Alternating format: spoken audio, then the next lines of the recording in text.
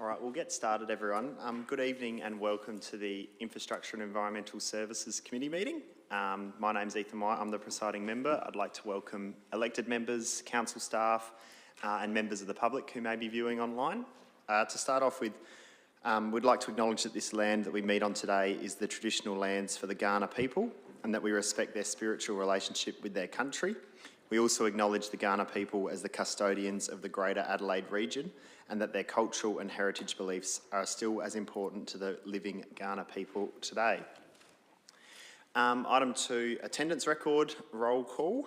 We have Councillor Lorna, Kosh, Deputy Mayor Davies, Councillors Hughes, Shanks, Solomon, Hennessy and Mayor Redmond. We've got a non-attendance from Councillor Brian Samble at this stage. I haven't heard from Councillor Samble, so we'll pop him in non-attendance. Are there any motions to grant leave of absence, members? No? All good. Okay, we'll move on to item 3, public open forum. I don't believe we have any members of the public wishing to speak. So we will move on to item 4, declarations of interest. Are there any declarations of interest, members? There's none. That's okay. Item 5, confirmation of minutes from the previous IES meeting, which was held a couple of months ago. So it was on the 11th of June 2024. Just looking for a mover and a seconder there. Deputy Mayor Davies has moved. Councillor Lorna has seconded. Yes, so the last meeting was held on the 11th of June. The August meeting, August. Correct, that's right. So August meeting was couldn't reach quorum, wasn't held. So the 11th of June meeting is the last one. Does that make sense with everyone? Yep, cool. Okay, we've got a mover and a seconder. I'll put that motion. All those in favour? Carried unanimously. Thank you. Okay, business arising from the minutes. I'll take the business arising 6.1 as read, but I'm happy to take any questions, members. Councillor Kosh.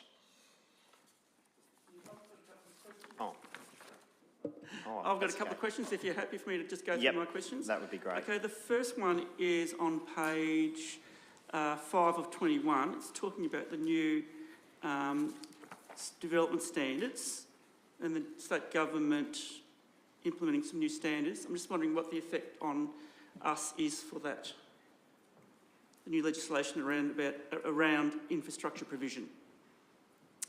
I'll divert to who would be best to answer that. Beautiful, David. Thank you.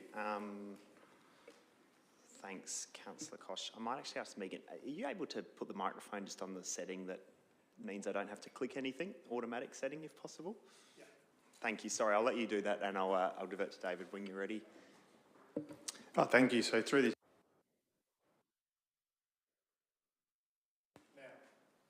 There we go. Okay, thank you. So through the chair, so the state government, as part of its roadmap, has announced that it will be looking at council engineering standards. It is in its early days. We don't know exactly to what full extent this will cover, but from what we understand, it is for greenfield sites. So I believe that the government is currently in the process of going through the scope and hiring a consultancy to begin the process, with an anticipation that there will be some form of consultation with the public and councils around November this year. Thanks, David. Do you have some more questions? Yeah. Page 6 of 21 is talking, the first item there is talking about the Concordia, a briefing about the structure plan for Concordia, and that's going to come back to the December IES committee meeting. Okay, I just want to know whether that briefing is going to be open to the public or not. David? So through the chair, I might have to take that one on notice. We do have representatives on the working group for the Concordia development. They are all confidential and there's non-disclosure agreements signed to that. The intent was hopefully to have a public discussion on Concordia at the December IES. There may be components of it that may have to go into confidence, But I'll come back with a formal response as to that. Thanks, David. We'll take that on notice. Do you have any more questions, Councillor Kosh? Yep. Yeah, thanks. The next one is talking about Springwood and the quarry site, and it's talking about developing that up as something or other. Have we got any indications yet on what will be there and our contribution to that? Because that sounds like a lot of money, but just good night. Might go to Wendy Young. Thanks, Wendy. So through the chair, excuse me, it's still in really high level concept at the moment. I think it would be premature to try and talk about what's in it. There will be a council contribution. However, I guess financial restraint is also part of the conversation that we're having in the conceptual designing of that. So, yeah. Thanks, Wendy, and welcome, Councillor Samble. More questions? Yep, no worries. This one's to do with the parking, you know, the monitoring of the parking, and it's been implemented and it's working. I'm just wondering how, there was a lot of community concern about that. I'm just wondering how that's being embedded now. Jack? Through the chair, the trial has been completed and we've been underway with our vehicle out there, and it's going pretty good. There's still some bugs to iron out with cameras and quality of images and things like that, but so far it's proved to be quite good. I suppose my concern is the feedback from the community, how the community is accepting of that technology. Through the chair, there were a number of responses received by council on that, which we addressed and sent back responses to, and people just want to know what are we going to do with the data, which we treat it the same way we treat it currently, which is it's confidential and we don't share people's personal details or number plates or anything like that. Yep. Thank you, that's all. No worries. Thanks, Councillor Kosh. Members, do we have any other question from business arising? No, I'll move on then. Thank you. We'll move to item 7, decision reports. 7.1, strategic asset management plan. I'll take any questions first, members, which would be directed to Wendy Young. If any members have any questions, otherwise I'll look for a mover. Okay, Councillor Kosh?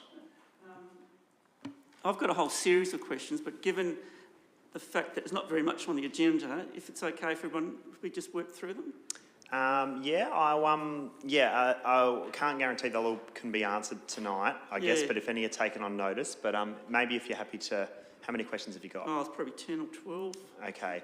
Should I just write them down and send them off to Wendy? Right, it's up to you, Councillor Kosh. I think we'll give you sort of 3 questions as per normal, but then maybe if you're comfortable sending the rest through in an email and CCing in all members, that's probably the best way to proceed. Okay. But I'll give you 3 questions if you... okay, that's a start. Yeah, if you want to pick your 3 top favourite ones.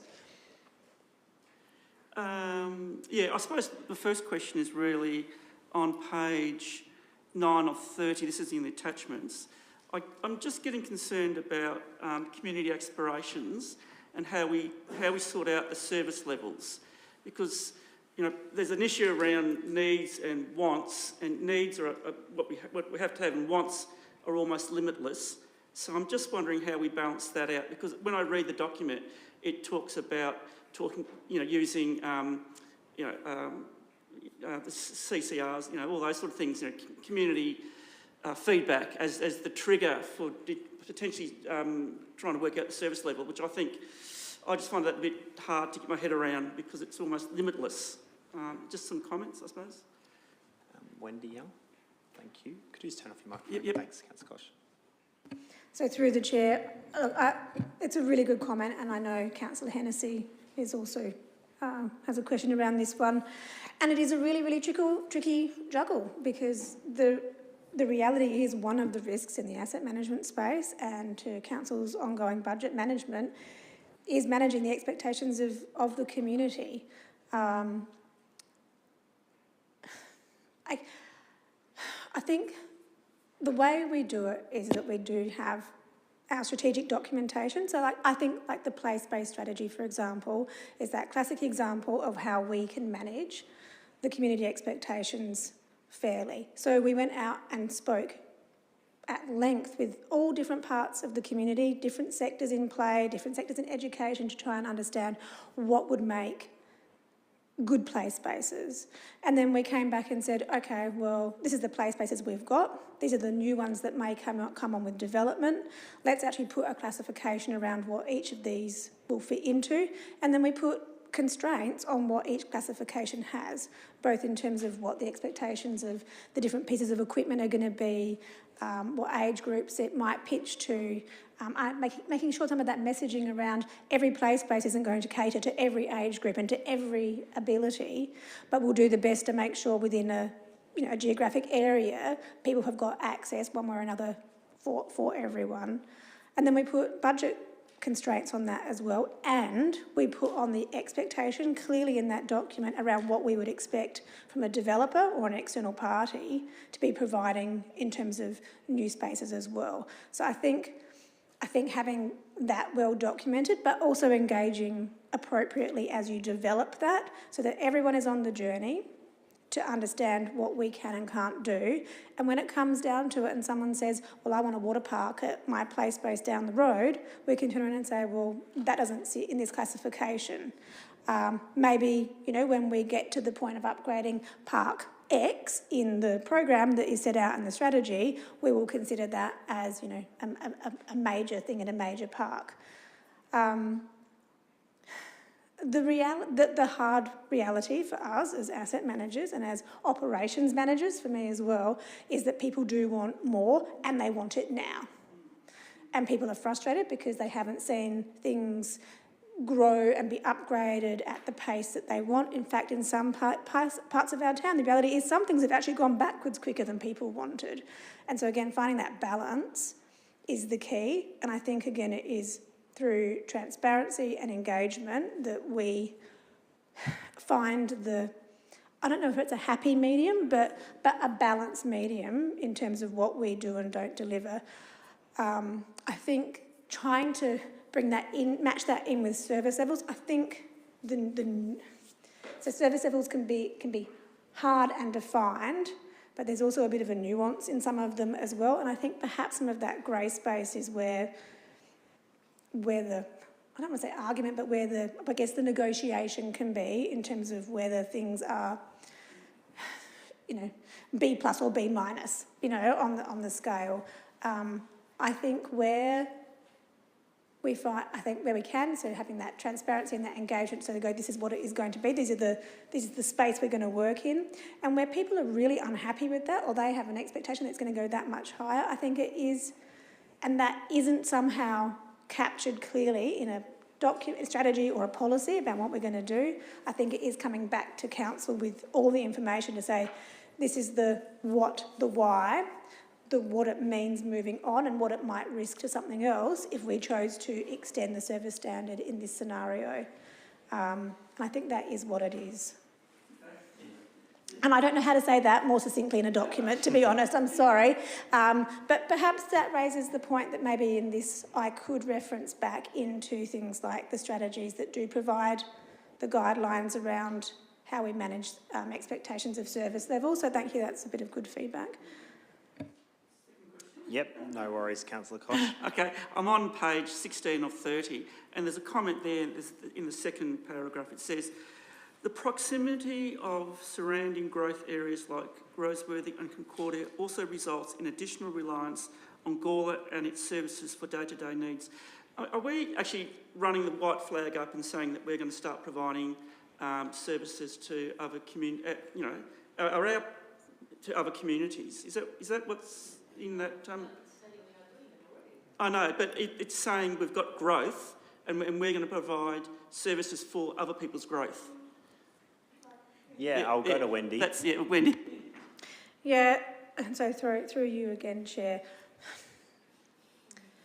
We're not putting up a white flag and saying that we're going to provide more services for everybody. Demand drivers are about understanding what is driving your demand around assets and driving some of the risk around them. So we cannot ignore the fact that we have got an existing area around us that does utilise our services, and as things grow around us, that will increase again. we have to be incredibly smart in this space around how we manage this, because regardless of what the outcomes of boundary reform may or may not be, that demand on our assets is going to remain, and we've got the privilege of bringing people in and getting them to use our services and spend money in our area. So there is an economic benefit for our businesses in that. But from an asset manager perspective, it means some of our assets get worn out more quickly. And again, we have to be cognizant of that, and that has to be part of us understanding what our risk might be and how we may have to be. It may mean some of our renewals have shorter time frames on them, and about understanding that in the long-term budget perspective. Yeah, thanks. And one thing I was going to add to Wendy's comments is I'm sure this is an issue that many councils, particularly metro councils, have looking at. You know, if you look at places like Henley Square, the City of Adelaide, of course, all of those people, majority of people that would use that infrastructure and assets would be non-rate payers. So imagine the sort of factoring in that has to go down the replacement of pavers along North Terrace. So what I think Wendy's trying to say here is it's not putting up the white flag and saying, hey, we're scared that everyone's going to come in and use our assets. It's more saying that we're actually aware that there's going to be certain assets in particular that are going to need that attention because we are a centre and we do attract people from around the region. So again, I think Wendy probably agreed with me that it's not a unique concern just to the town of Gawler, but we probably share it with other councils as well. But yeah, I'll go to the third question. Well, I just want to comment back. Yep. Is that what I'm seeing is that Gawler becomes the service centre for these other growth areas, and therefore we're by de facto providing services in lieu of those growth areas providing services. That's my view. Okay, the last one, I've got three, is on page 23 or 30. There's a whole list of capital items there, and the timeframes between them are really tight. They all rely, a lot of them rely on grants. You know, I don't know how realistic it is to get find 20 million one year and then 2 years later find another 20 million and another 20 million and another 20 million or 30 million. I don't know how realistic that is, considering where we are financially, because you really have to, you do this sine curve where you get your debt down and you take borrowing and do like this. But at the moment, our trajectory is with this asset management plan is that we have high debt, and then somehow we're going to get that down. But I don't know how realistic that is. I just will get some comments. Wendy? Yeah, through the chair, I think we are in vigorous agreement on that point, Councillor Koch, because these are the projects that we've all identified that we would really like to do, but they are outside the time frame or the period of the long-term financial plan, so that they're beyond the 10-year horizon. So, and again, it is indicative timing. I think that indicative timing, while it may be somewhat optimistic, is important to have some optimism in this, because we still need to be preparing the pre-planning for these projects so that we are in the best scenario to be able to get grant funding should it transpire. Whether or not you can do all of this in what is then another 10, 15 year period is going to be dependent on so many different factors. But I still think that we would be ignoring some of the sentiment that has come to us through multiple different engagements of our community, that they do want to see investment in this type of thing, to not have it included with some extended time frame within which we would be considering it. As I say, the actual rollout of it will need to be flexible, but to be flexible and to be able to get the money, the grant funding, we actually do need to do work on some of this so that it is, if not shovel ready, at least plan ready within a broader strategy. So I think it's an important thing to have in there, to recognise that it is future desire, and we do want to head towards that way. But you're right, the overarching budget position when we get to that point will drive what we can and can't do. Thanks, Wendy. Thanks, Councillor Koch. Yeah, that would be great. If you wanted to send them through and have them included in the minutes for questions without notice, you could, but if not, suggest just an email to Wendy would be great. Thank you. Is there any other questions, members? Councillor Hennessy? Yeah, thank you. And I have sent a list through to Wendy and CC'd other elected members in. My question has in fact been answered because, similar to Councillor Koch, I had concerns about a particular line on page 17 that said community expectations will influence service delivery with increasing expectations of services similar to Metro Adelaide. I think Wendy has answered this incredibly well.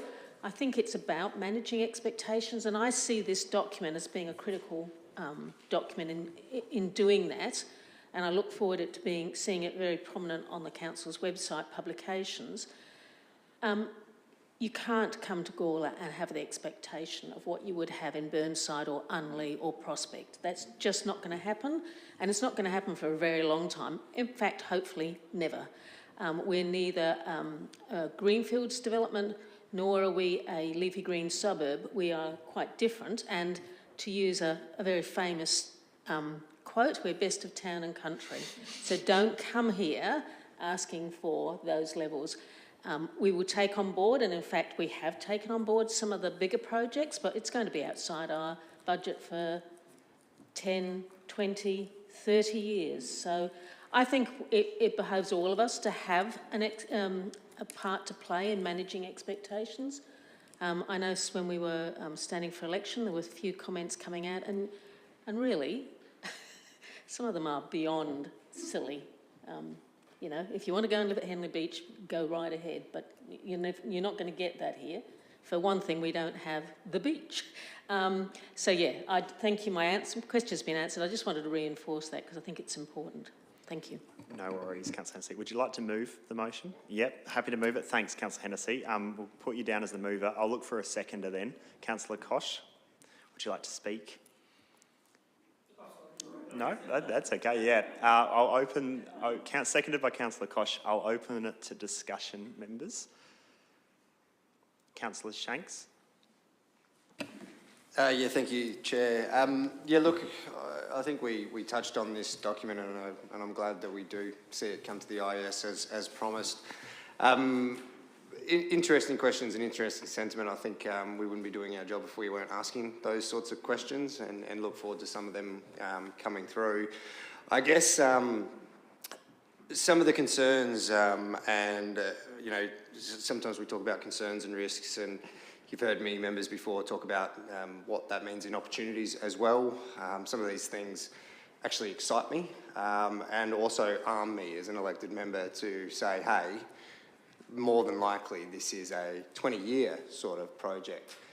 The lack of that information gets filled up with a whole bunch of different expectations and the like, and we've seen that play out all along the way. So I think this is a good way forward as an overarching way to do business that we are seeing flow through some of our plans more recently. It's a mentality change, which I think we've all been pretty supportive of. And I, for one, am very appreciative of it. I guess when we talk about concerns in relation to driving change because of expectations, I like the page 10 where it talks about the principles, and the first principle on page 10 is driven by community first, driven by understanding the needs and aspirations of the community so that our assets support community well-being, social, cultural and economic.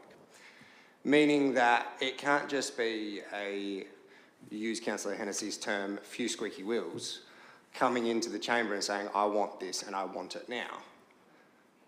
Because we've committed to the principle of understanding the need, we've understood the reason it's being put forward, and we're presenting a framework that we want to allow community groups to use to be able to speak the right language and put the right cases forward and contribute to those strategic plans, those capital investments that we're going to go out. So I'm excited about this plan. It is long overdue, as we all understand. And I'm excited how it does tie back in, and it actually does start thinking about the current state of play, the way it sits right now, and the way it will sit into the future, because growth is not something to be feared. It can be feared when it's done to you, though. which was where we were heading without these sorts of documents. So I think it is a good starting point, but as we all know and as we all understand, these plans need to be flexible, need to be fluid, because they need to be adjustable to whatever the next set of rules are moving into the next decade. So look, yeah, more than happy to support this. Like any plan, I can't wait to seeing it being used, because that's when we can start seeing the improvements being teased out, because we can go back and forth of what we do and what we don't like, but until we actually start seeing our employees use it, we're not going to be able to start testing out and ironing out the bugs that inevitably come in something new. Thanks, Councillor. Is there any other discussion, members? Councillor Samble. Thank you, Chairman Ethan. I'm just wondering, has there been any more discussions on page 23 of the supplement and about the solar farm at business arrangements? Is there any updates on that as to whether that looks like it may well be going forward into the forward thinking of this council? I'll just go to Jack. Councillor Samble. Through the chair, not at this stage. There's been no further discussion around the solar farm. Thank you. Is there any other discussion or questions, members? No. In that case, Councillor Hennessy, are you happy for me to put that motion? I'll put that. All those in favour, please raise your hand. It's carried unanimously. Thank you.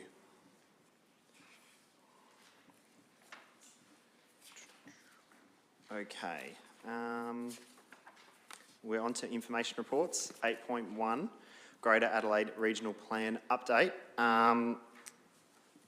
We do have Chris Hannaford in attendance, and I'm sure he'd be happy to answer any questions if we have any. But from my understanding, this information report is very much consolidating the workshop session we had last Monday. So if there are any follow-up questions, happy to take them. But if not, yeah, question, Councillor Solomon? Yes, thank you, Chair. Just a question in regard to, there's the summary there which talks about what we discussed in our workshop, but just in regard to particularly the Hillier area and the what was passed previously about that, about negotiating in that space. I'm just wondering whether that's being taken into consideration as well. And I know on the night there was some conversation about industrial, not just in the Cuddler-Dalkeith triangle, but also in Hillier as well. So just wondering if that's being factored in to discussions. Chris, would you be happy to come up to the podium? Thanks, and answer that question.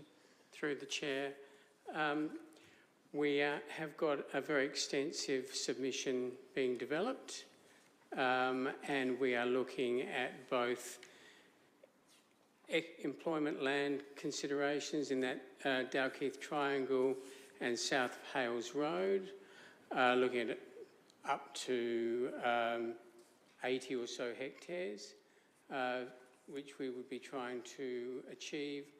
But we're also aware that the area in the floodplain, which is the current rural horticultural zone, needs some further consideration, and we've got a recommendation in there about getting some funding for investigations into water reuse and water recycling, but it looks like we had an area of around 700 hectares previously in Hillier and Cuddler. That's in the new plan being greatly reduced. I haven't got a figure on that. Thanks, Chris. Councillor Koch, you have a question? Thanks, Chair. In the plan that we agreed on, that we accepted, we had a fairly big horticultural production area. And I'm just wondering whether we're going to continue to research that, in particular the opinion report. I'm not sure whether that's confidential or whether it's a public document, but we did have that. And that sort of looked at the viability of horticulture in that area. Chris, through the chair, we did get opinion report, and and who are engineers and agronomists. That report was provided to Council in June, I think.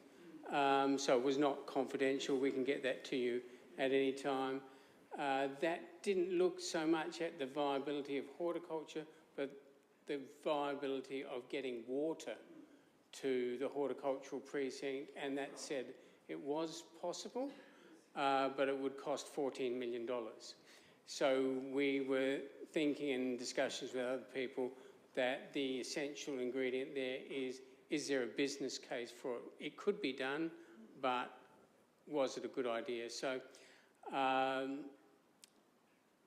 we can have further discussions about that area, but it's the area has been so heavily reduced that it does take away some of that horticultural ability that we were hoping we could actually have in that larger zone of about 700 hectares. Thanks, Chris. So any other questions, members, for Chris? A question, Mayor? I'm on page 16 of 21. Third paragraph down. Is the Planning Commission going to be giving a briefing to council members? From through the chair, from what I understand, we haven't got a direct briefing. We could ask for one. That's something that's quite achievable, and there'd be quite a number in the Planning Commission who are familiar with our council who may come. Thanks, Chris. Is there any other questions, members, at this stage? No, thanks, Chris, for that. I'll look for a mover then. Deputy Mayor Davies, happy to move? Yeah, look, just happy to note this report. I think we had a productive session last week. It was obviously we had our own version of our theory of how it could go, and then there's a new draft and we need to make adjustments based on that. But it seems like everyone's doing a good job in getting that together, and hopefully we'll, as I understand it, see it at the October Council meeting for a final adoption. Thanks, Deputy Mayor. Mayor Redmond, seconded. Would you like to speak? No, that's all good. Is there any discussion, members? Councillor Hennessy. Yeah, thank you for the report. I think, Chris, you have managed to capture, as the Deputy Mayor said, most of what we discussed with... I've actually highlighted some of the more contentious things, which I think you've picked up. But I do support the Mayor in the suggestion that perhaps we could be kept up to speed by the Planning Commission.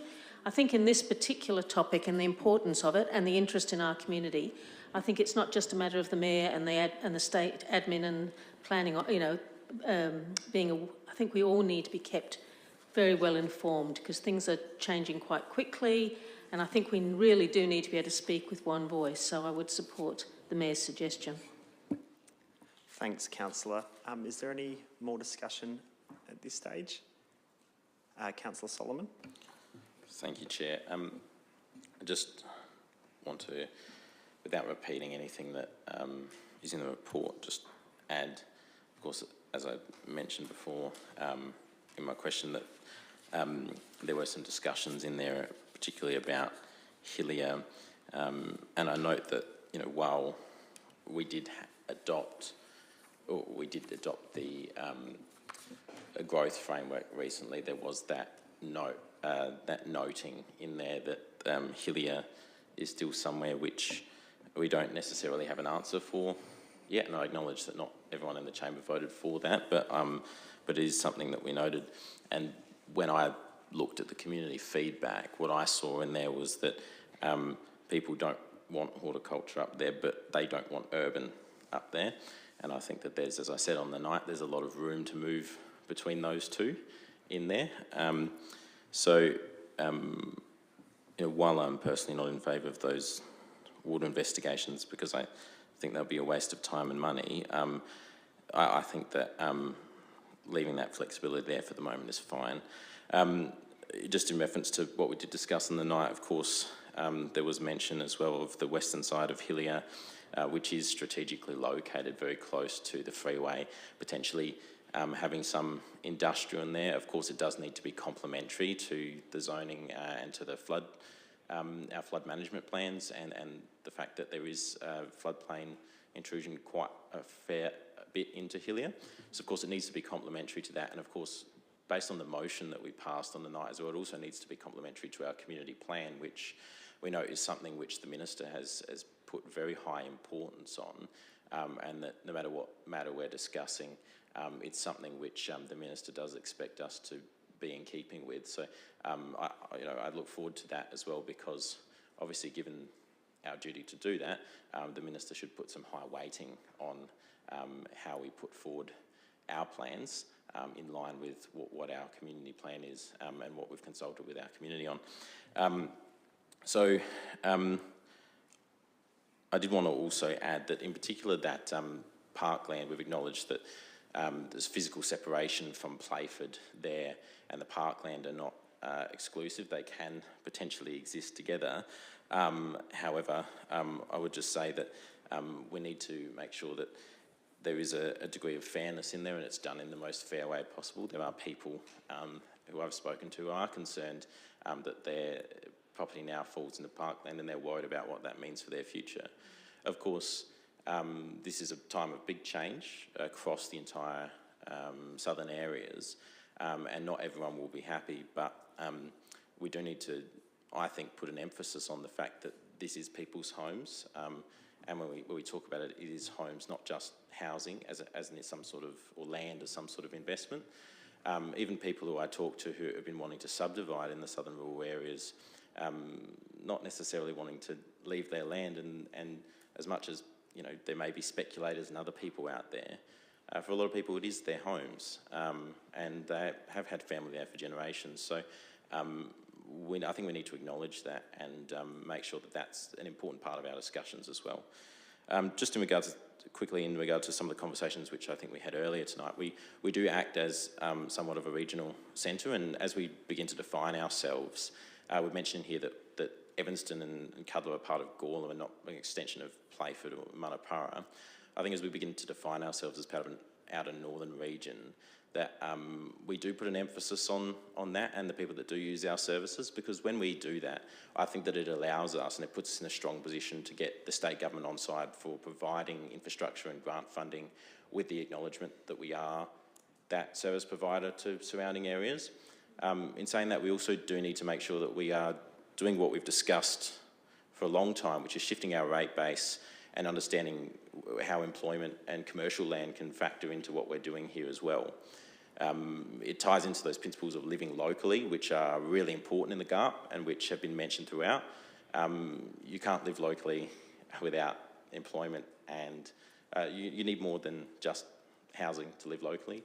You need recreation opportunities, you need employment, you need other meaningful things, and infrastructure which allows you to live life to the fullest. And I think that that's really important to acknowledge that we need that employment land to have people living locally. We also need health. We need them to look at things like policing, government services, fire and emergency will become really important in there. Of course, schooling as well. But yes, especially those health services in the outer north as well. But I think with that,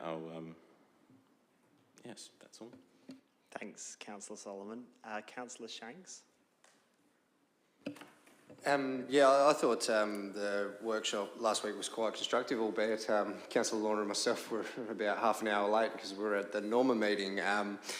But I think those conversations are some of the first times that we've actually been able to sit in a room together and just sort of brainstorm, spitball, instead of debate, actually have that back and forth conversation.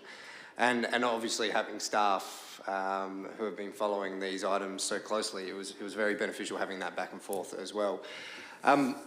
I guess one of the points that I sort of raised after, and I don't begrudge Chris for not capturing it because I didn't make it onto the pads, but I think I've mentioned this before, members, but I'd love to see the opportunity of that employment zone being from Tiver Road down to what we're talking about in the employment zone on the plan. It seems like there's that big, massive rectangle just behind the cemetery there and saying, hey, let's do employment zone here.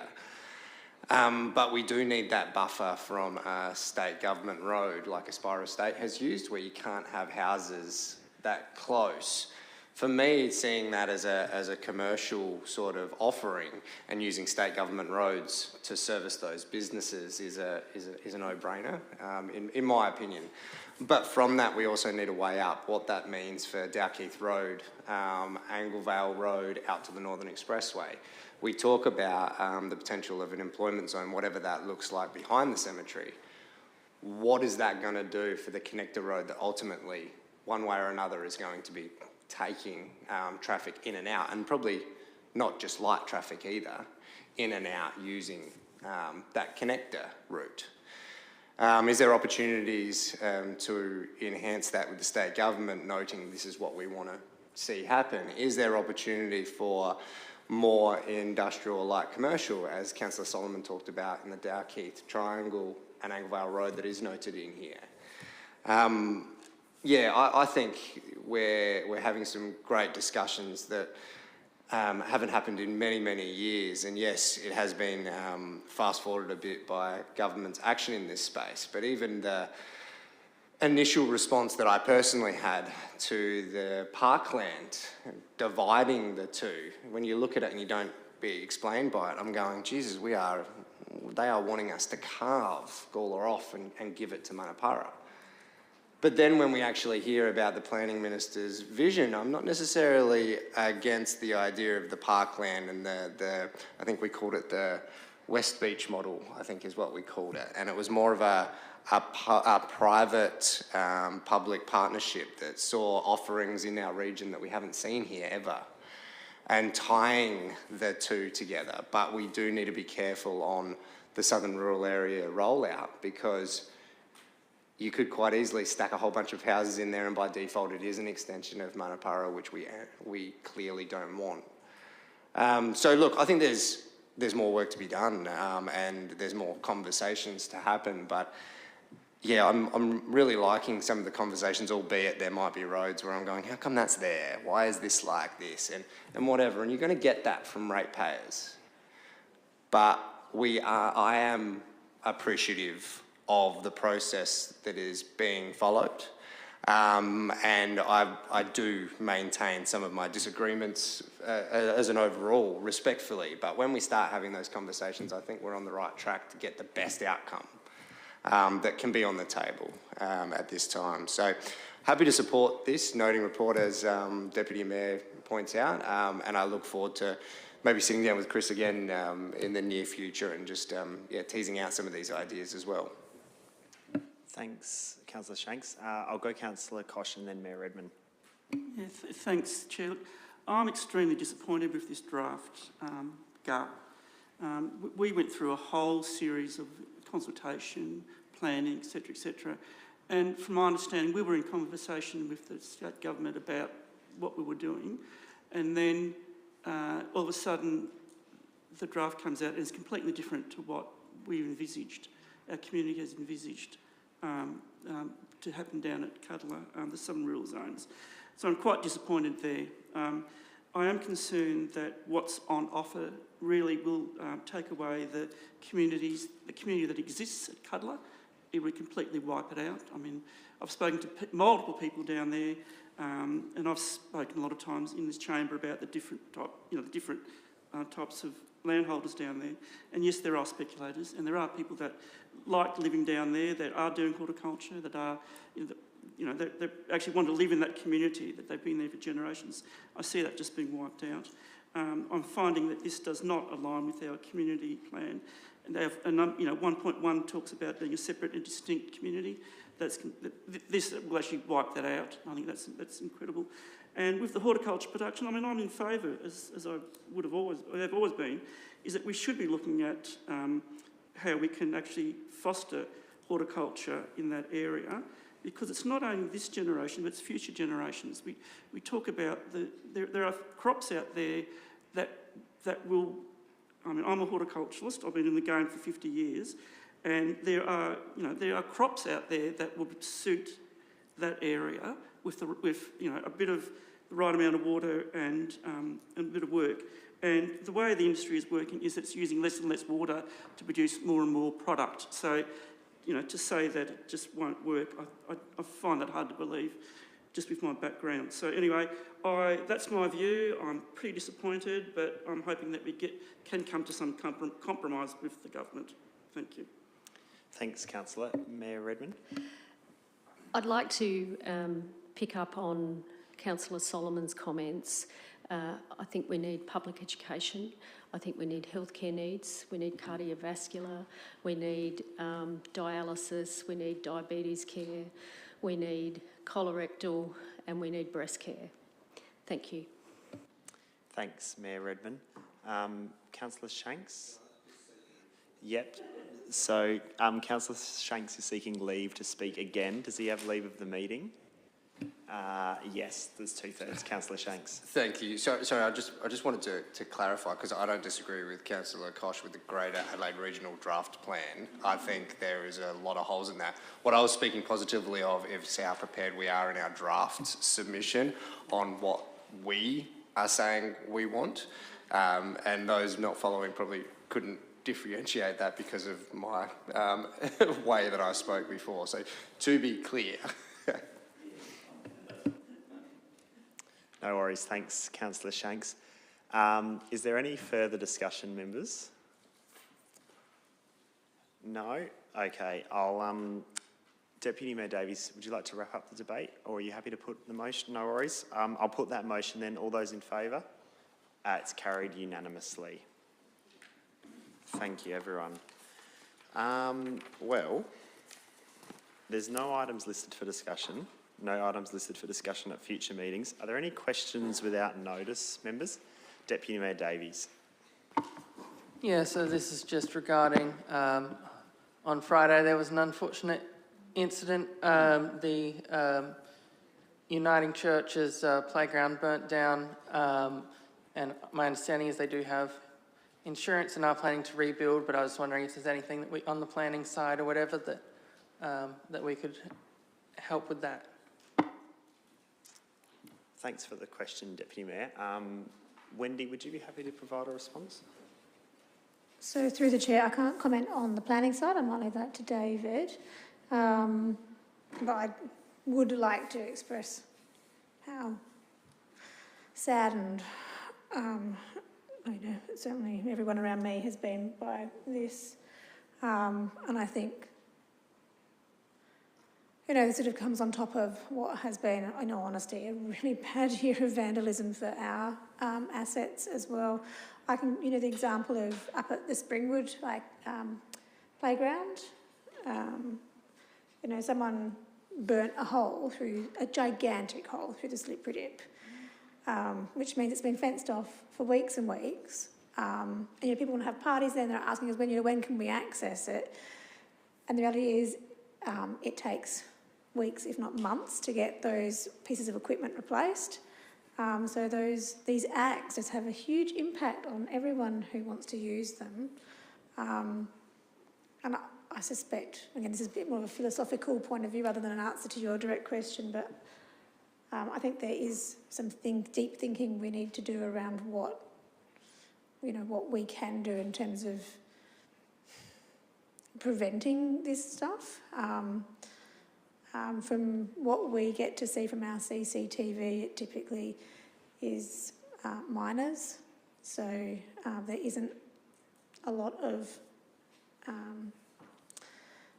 police repercussion that there can be, even if we've got all the evidence. But I think it's something that we probably need to stand back and have a bit of a deep think about. Well, what do we do collectively, and then by extension out in our community to, I think, try and prevent this. And I think it's a big question, and as I say, there's going to be quite a bit of a philosophical conversation around that, but I do think that's some of what we need to do, because all the CCTV in the world isn't going to change it. People are doing it in broad view of CCTV cameras, and they just don't care.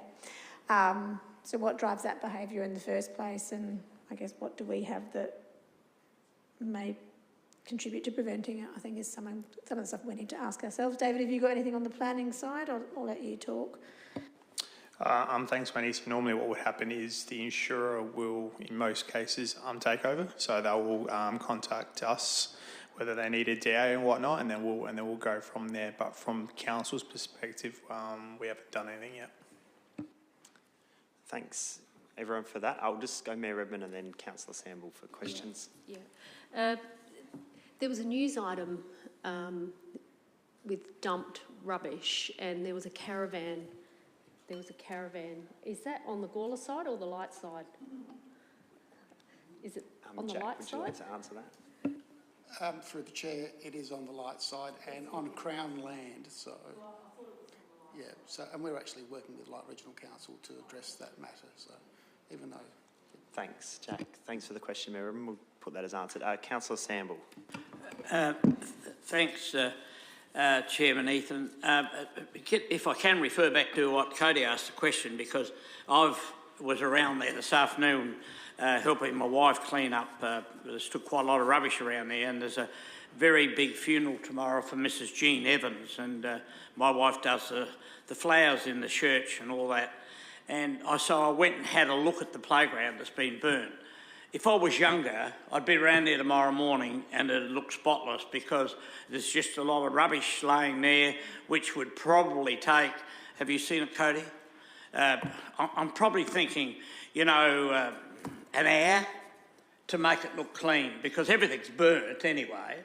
And I'm just wondering, going back to what Councillor Kosh said, how quick do we act on these things that are important in our town?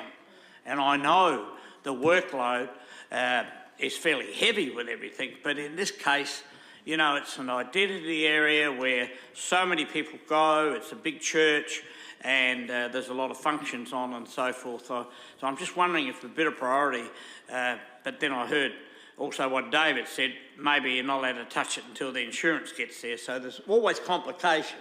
But I think we should be able to act a little bit quicker to just clean those little things up. Like I say, I could probably do it myself if I was 10 years younger tomorrow morning, you know. So whether that is any way can help, but we need, I think we've got to move a bit quicker on these things if we can, when they're small projects. Thanks, Councillor Samble. I think I'll go to David in a second, but I think it's important to remember too, as tragic and sad as it is, you know, it is an art property as well. So that is, yeah. But I would also suggest, Councillor Samble, that, you know, we are a proud, strong community, and I know that there'd be a lot of people in the community that would be pretty resilient to this, and I think we, as elected representatives, have a responsibility to get around our community and do what we can to help, while also understanding logistically, yeah, it can be complicated sometimes when it is in our property and we're waiting on insurance and that sort of stuff. But I don't think that's stopping us from, you know, reaching out and seeing what we can do as individuals.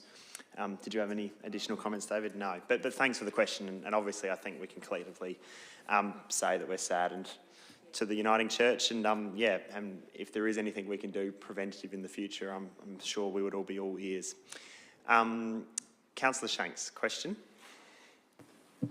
Yeah, just on the tail end of vandalism, I mean, I think it's important that we are consistent in educating people, knowing what this impost is on their council, on their rates and the like.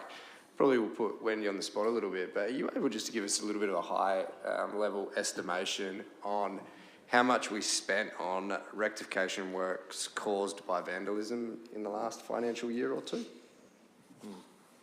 Good question, Councillor Shanks. I'll go to Wendy. So through the chair, I haven't got the exact figures on me. However, I mean, I can say just in the last 3 months of this financial year, we are already edging towards $20,000. Just in the last 3 months. Some of that isn't necessarily rectification, some of that is prevention. Yeah, as I say, it has been a bit of a rough trot. And it is just so frustrating, and it's upsetting, because what it does typically is it's so senseless. I don't actually know, because I can't understand, maybe because I'm getting old or whatever, where the fun in it is.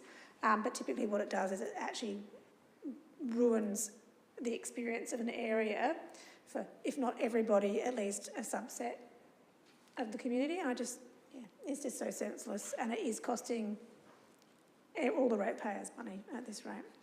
And there's no silver bullet, I don't think, but I think we need to try and find what different prongs we've got to try and address it as best possible. Thanks, Wendy, for your response. Is there any other questions, members? Councillor Sample. Thanks, Chairman Ethan. I'm just wondering, because it's a total eyesore to our main street, and I don't believe we've had any update on the Pioneer Park wall for so long now, and people just don't like it. And I don't think I go anywhere, and I was at Borough on the weekend, and I got confronted by the mayor up there, said, "Oh, you fixed your wall up yet?" You know, I'm just wondering, can we have an update on what in the hell is going on up there, please? I'll go to Wendy. Thanks, Wendy. So through the chair, Councillor Sample, I did send an email the week before last just to try and give a bit of an update to everyone, and that was on the back of a communique item which I think came out while you were on holiday. But in better news, today was the start-up meeting for that contract for that piece of work.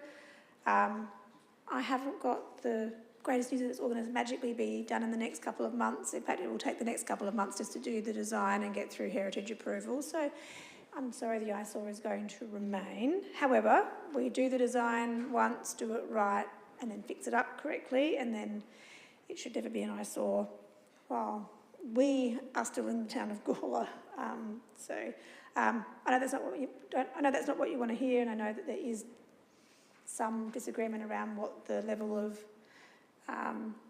structural disrepair that wall is in. However, I can tell you that the wall is in very, very poor condition. In fact, if you go behind that and just start to touch it, it literally starts crumbling in your hand. And the propping itself, we have to keep adjusting the packing behind it because the wall is actually moving that much behind it as the soil behind it saturates and redries again. So we are getting started with something tangible. So we should have designs for council consideration, if not by the end of this year, early next year. Thanks, Wendy. Does that answer your question, Councillor? Could we put Christmas decorations on it? Let the graffiti artist put some beautiful murals down there. No, I think we'll leave. Thanks, Councillor Sample. We'll leave it at that. I don't know if we're going to. I don't know how our heritage groups in Gawler would go about us spray painting graffiti along the wall, but some Christmas lights along the. Yep, leave that with me, Brian. I am a big Christmas fan, so we'll see what we can do. Mayor Redmond and then Councillor Shanks. How do we stop people walking on the road? They're walking around the wall, and they're walking in the middle of the road. Big questions tonight. It's good. I don't know how we stop them walking on the road, but they're doing it. They're doing it at their own risk. They're doing it at their own risk, but it's just... When you hit a pedestrian, you get drawn into legal proceedings. I think, Mayor Redmond, I'm sure that staff have done all they can to ensure safety on the footpath. We obviously can't control human behaviour, and that's a police matter if they're doing it wrong. But a very good concern, and I think the sooner we can get the wall repair happening, that'll be better. But I'm sure that council staff are working within all the regulations. Wendy, would you like to add any comments? Because through you, Chair, that is a very good comment, Mayor Benjamin, because it's incredibly frustrating because people just seem to mosey on past. So typically they walk in the bike lane, but you're right, it's still the road. We actually spoke about this in the start-up meeting this morning around how do we manage that better. while the works are going on. So we are trying to consider it and to try and make it better. I think... They take their own risk. They take their own risk. And they get hit by a car. Thanks, Mayor Edmund. No, thanks for the concern. Thanks, Wendy, for answering. Councillor Shanks, you have a question? Yeah, and it might be a rhetorical question for Wendy to jump in and correct me if I'm wrong, but I just thought just try to provide a couple of dot points. So correct me if I'm wrong, Wendy, but Pioneer Park Wall now being awarded will go out for the design process with the early hope of construction starting early next year, with the delivery of the finished project in the better part or earlier part of next year, weather permitting and all the rest of it. And again, correct me if I'm wrong, the way the contract is let is the contractor will then take on the risk to ensure traffic management, pedestrian management and the like. The fact that this milestone is now reached, again, correct me if I'm wrong, is a very good position council that needs to be in, because what then now happens is the cogs start turning to mitigate the risk that we all identified needed to be addressed, whichever level that is. But time frame, I think, Councillor Samble, is what you're after. I think we're on the tail end, even though it doesn't look like it. You're on the tail end of this long-standing public issue that we all probably get conversations about, but it is on the tail end, and with the contractor that has been awarded, there are certain restrictions that are imposed on them to ensure that the delivery of the project is as quickly as possible, which again, I believe the contractor will try to get in before winter next year at the very earliest. Wendy, is that all correct?